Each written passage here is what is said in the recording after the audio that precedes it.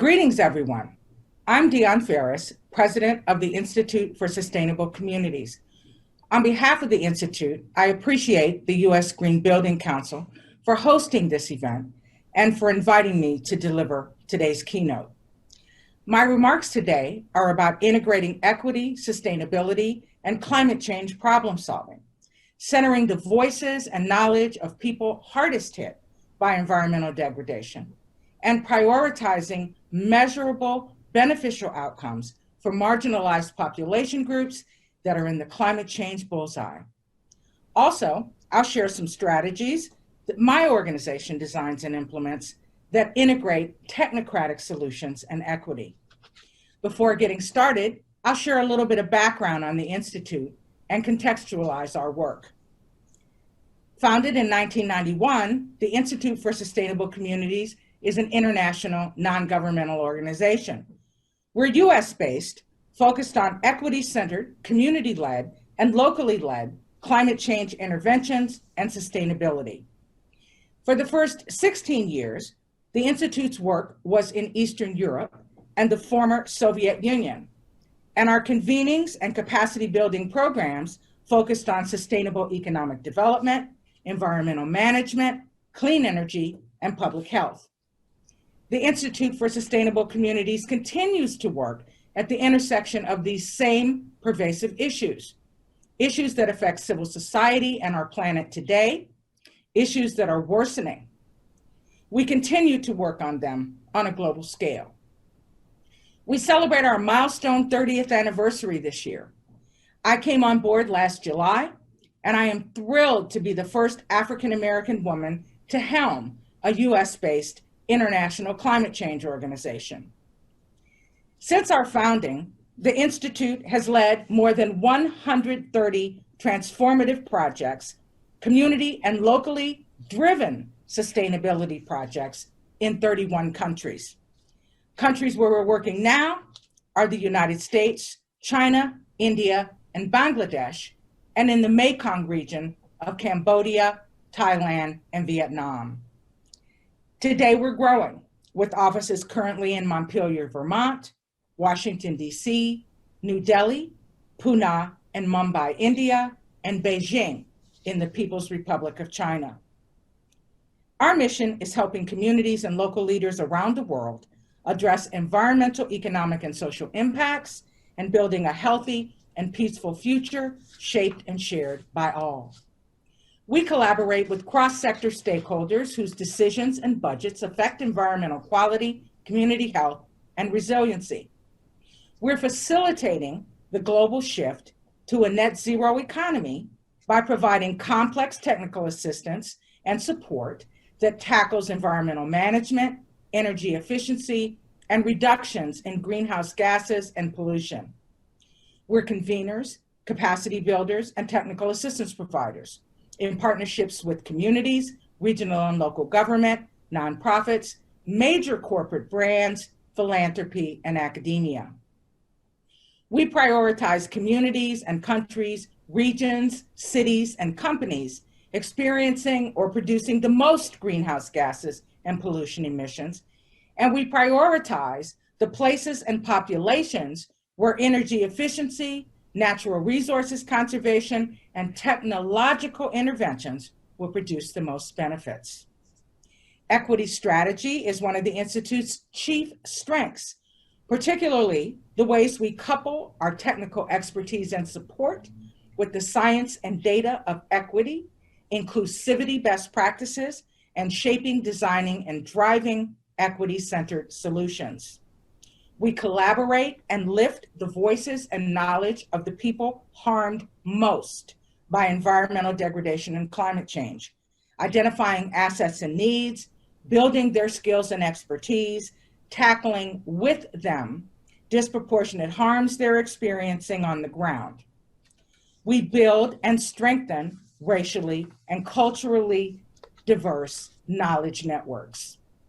We've learned from our work shaping policy and place-based decisions that building respect and trust are paramount, and relationships are the predicate to constructive dialogue that leads to solutions.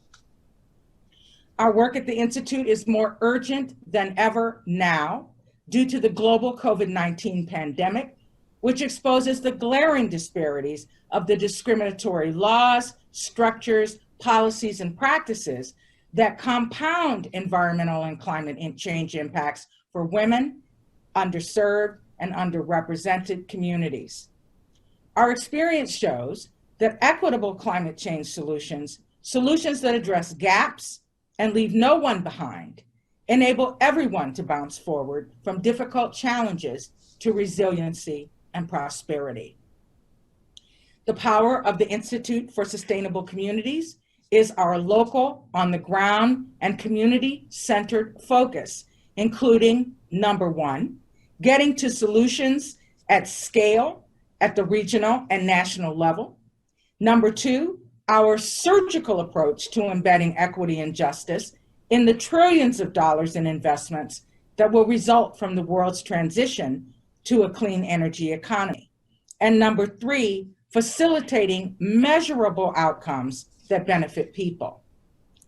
Climate change is a threat multiplier on top of already existing racial, economic, health, and social factors.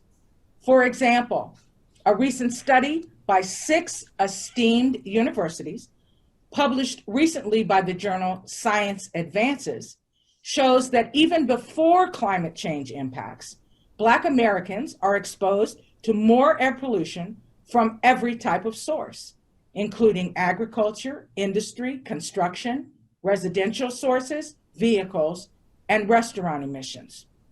In particular, Black communities and communities of color are exposed to more air pollution and PM 2.5.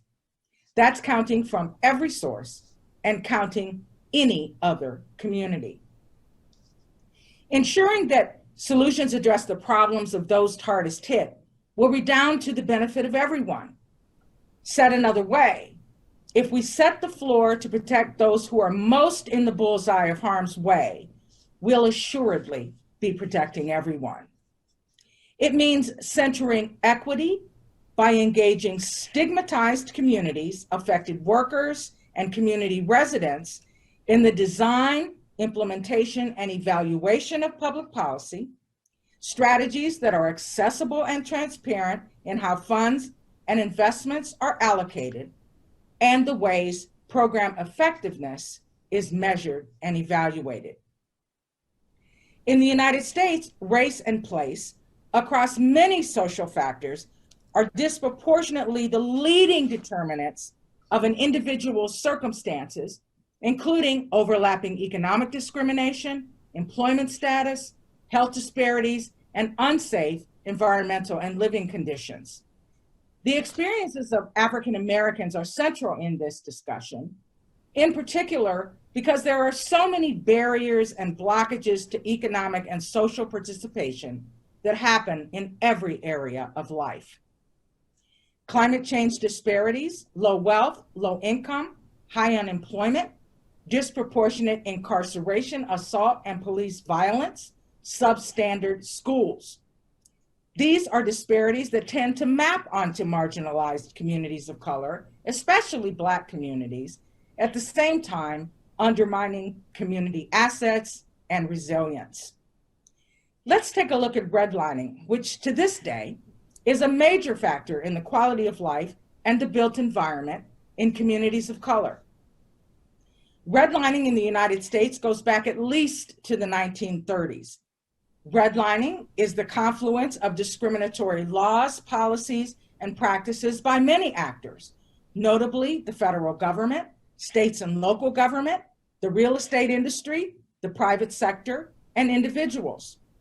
Redlining segregated Black neighborhoods and other people of color from white neighborhoods and propelled disinvestment, lack of services and amenities, and a host of discriminatory and predatory practices.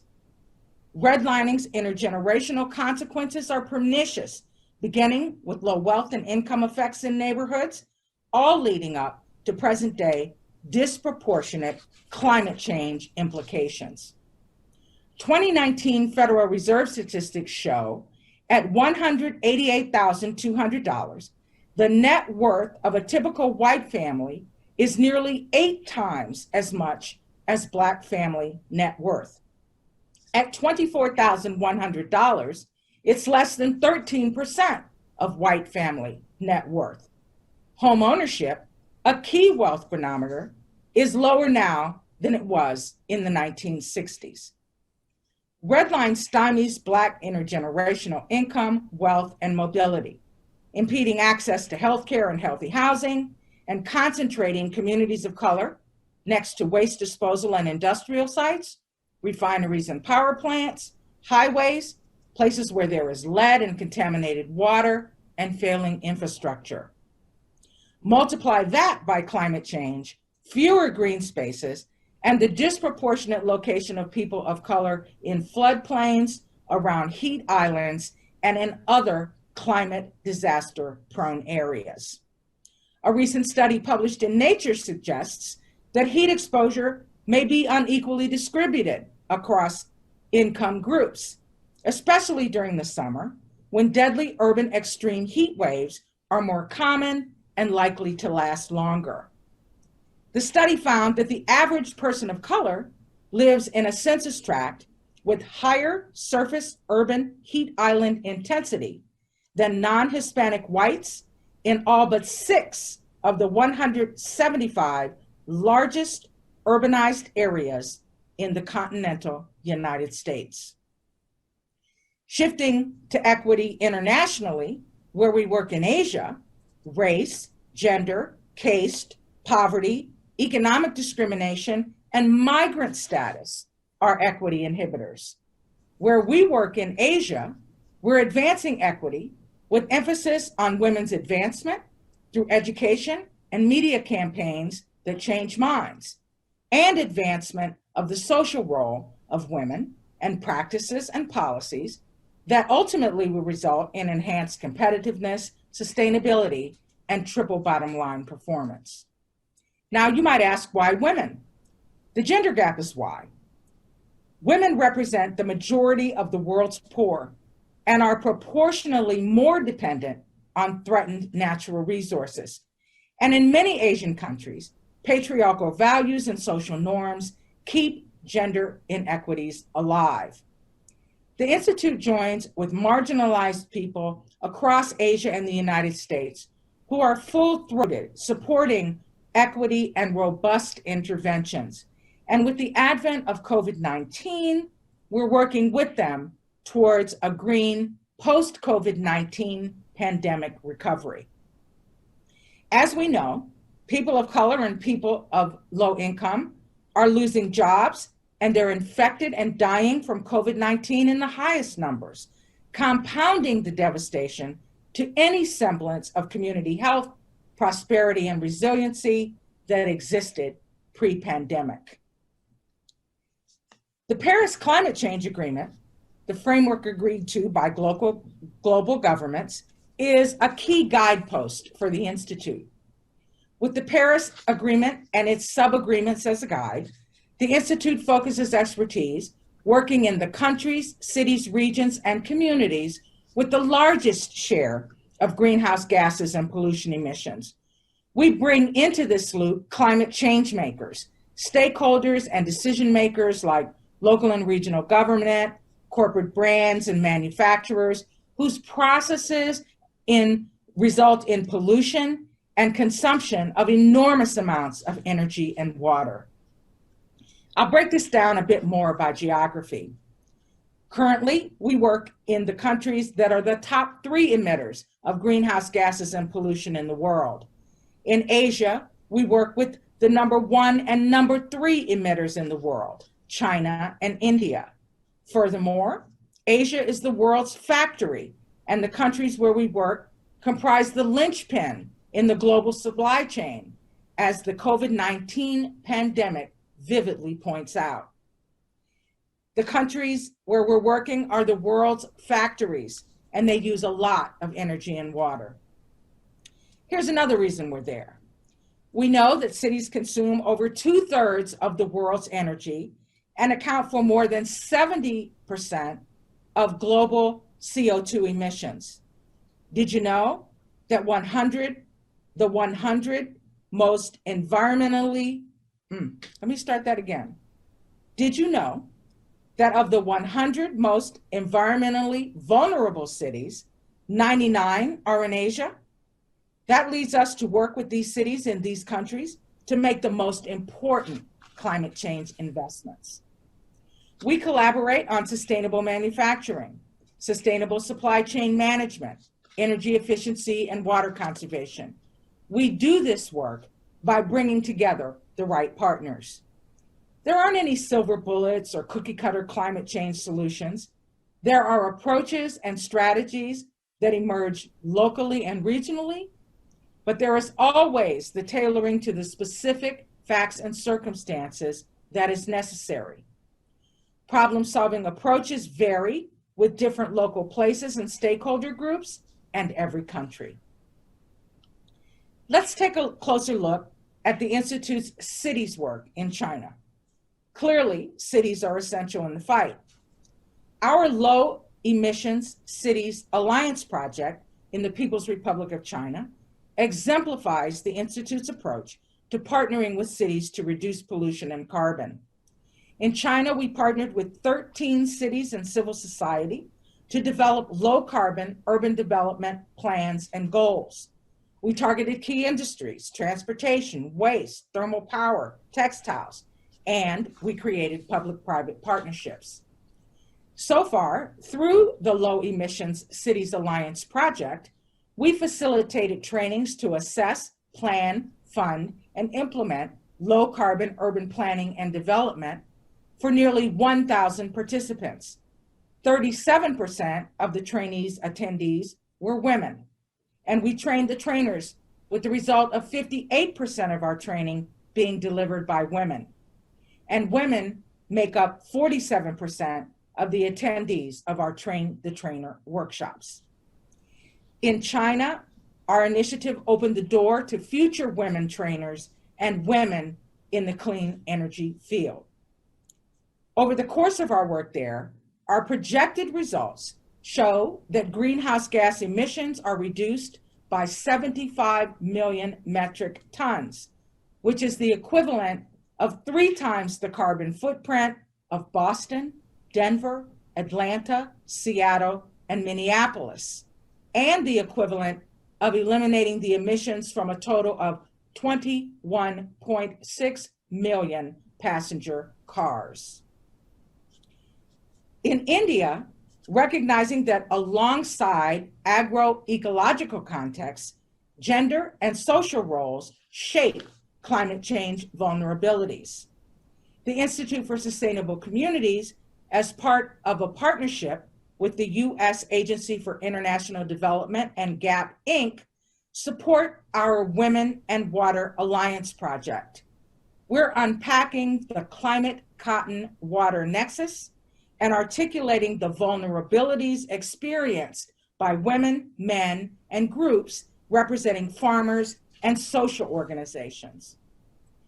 Cotton cultivation is input intensive in terms of water, fertilizer, and pesticide use, and cotton farming is extremely vulnerable to climate change. The Institute touches on every part of the supply chain, from the farm to the factory, and ultimately retail and the market. In India, women have a major role in the cotton supply chain. Women are lower paid than men, and they're 75% of the agricultural workforce. The Institute is working with 135,000 cotton farmers in the states of Maharashtra and Madhya Pradesh, promoting sustainable cotton cultivation practices, enhancing soil and water conservation measures, reducing cultivation costs, and increasing the yield and income of farmers. We support the creation of women's self-help groups, teaching and incentivizing sustainable agricultural practices, and enhancing income generation and household financial planning. For the 2020-21 season, these groups are bolstering women's economic autonomy, producing and selling 300 pounds of compost to farmers and government departments. The farmers who participate in the Women and Water Project will see a 21% decrease in agricultural water use, and they'll harvest 135 million liters of water. They will see a 40% decrease in nitrogen fertilizer use, a 23% increase in cotton yields, a $71 per acre reduction in cultivation costs, and a 50% decrease in agricultural greenhouse gas emissions across both states. Now let's take a look at the Institute's work in the United States, the #2 biggest emitter of pollution and greenhouse gases in the world. Our work here at home is rooted in the history and lived experiences of people living in environmentally challenged communities. We link community-based nonprofits, local and regional government, health professionals and institutions, academicians, and philanthropy. The Institute's peer learning and training in the United States promotes community power, leadership development, resiliency planning, transformative public policy, and community-driven investments and resource allocation decisions.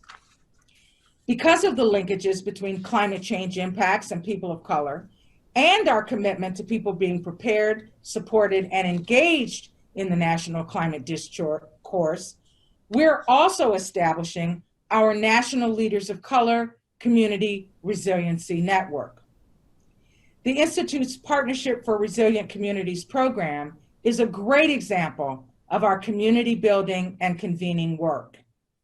From New York to California, we focus on people and places and community influence by drilling down on transforming the urban climate resilience field, by increasing the numbers of leaders of color in the field, and by designing equitable resilience strengthening strategies. We facilitate organizations, locally led and community led economic approaches like green entrepreneurship, workforce development, solar energy installation, and green infrastructure. Establishing community resilience hubs is a mainstay of our work with the Partnership Initiative. Resilience hubs are physical community-serving neighborhood facilities. They're green, and they serve multiple purposes, including, to name a few, supporting residents, communications, and distributing resources. These hubs deliver social connection and opportunities for communities to be self-determined before, during, and after climate change disruptions. Power 52 is our partner in Baltimore, Maryland, with whom we're providing resources and support. Power 52 exemplifies the ways that resilience hubs can transform communities. This group is breaking the cycle of poverty, unemployment, underemployment, and incarceration through economic empowerment and clean energy access. Through training, by creating jobs in the clean energy industry, Power 52 is driving local economic growth. They're installing solar and storage on neighborhood community centers. They're creating community hubs that serve residents during storms and floods, power outages, and other local emergencies. In 2019, Power 52 graduated 35 energy professional trainees, of which 91% obtained solar installation credentials and 86% were placed in jobs. The Institute's Southeast Florida Regional Compact epitomizes the Institute's U.S. public-private partnerships. Palm Beach, Broward, Miami-Dade, and Monroe, the compact counties, together represent over 6 million people, nearly 1/3 of Florida's population, and more than 1/3 of the state's total economy and carbon emissions. They're all coastal counties battling sea level rise and increasingly worsening storms and flooding. In Florida, we convene federal, state, and municipal agencies, community-based organizations, interdisciplinary public and private sector representatives, and academia.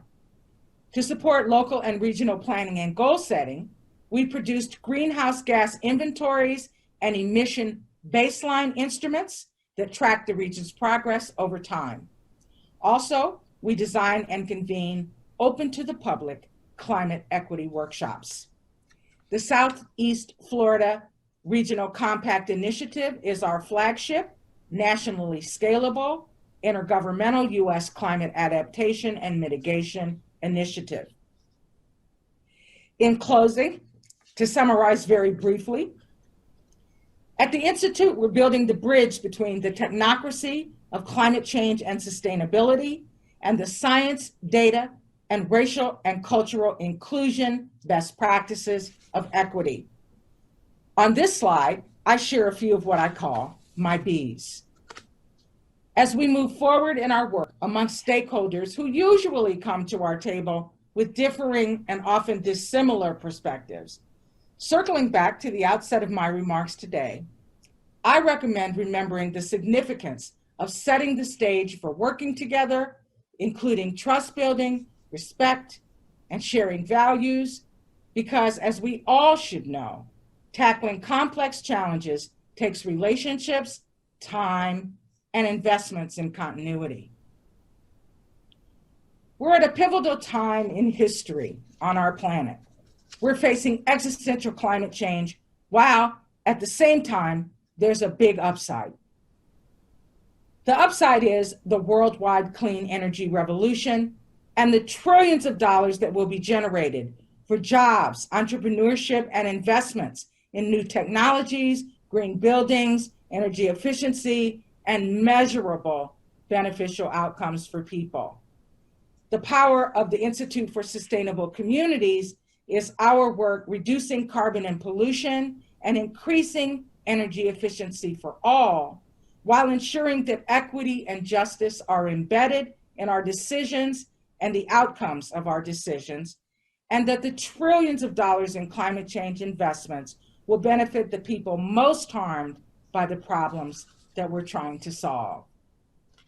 Thank you again to the U.S. Green Building Council for the invitation to be with you today during this annual convening. I appreciate the chance to share our thought leadership and strategies. Please don't hesitate to reach out to the Institute for Sustainable Communities and to learn more about the ways you can partner with us and support our work. Please visit www.sustain.org. This slide contains our social media information. We hope you'll stay in touch. Again, my thanks.